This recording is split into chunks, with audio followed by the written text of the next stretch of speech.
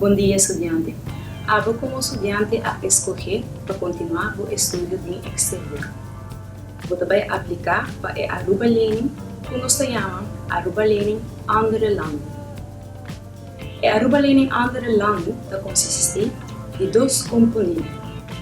Componente 1 é o startpakket. A suma de componente aqui é de 5.000 florins. Componente 2 é o termino uitbetaling.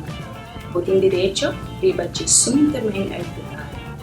Cada termino uitbetaling consiste de uma suma de 7.909 florins. Abo como estudante por escolher que produto você quer.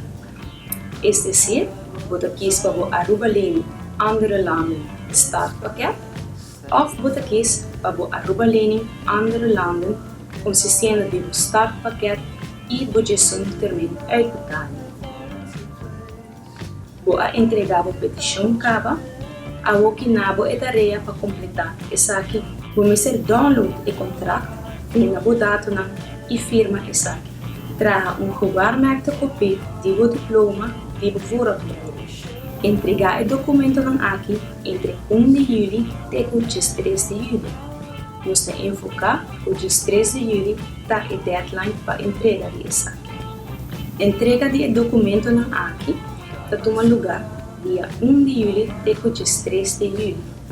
Nós temos enfocar o dia 3 de julho tá a deadline.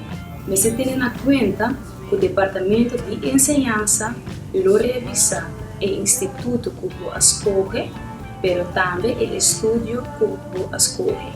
Dia 6 e 7 de julho próximo, nós vamos abrir de 8 até o 18 e de 1 até o 8.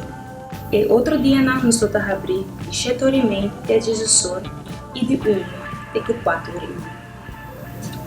Nosso Departamento de Enseñanza, conjuntamente com o Ministro Michel Roy-Burbenkler, deseja todos os estudantes que desejam continuar no estudo de exterior ou de êxito.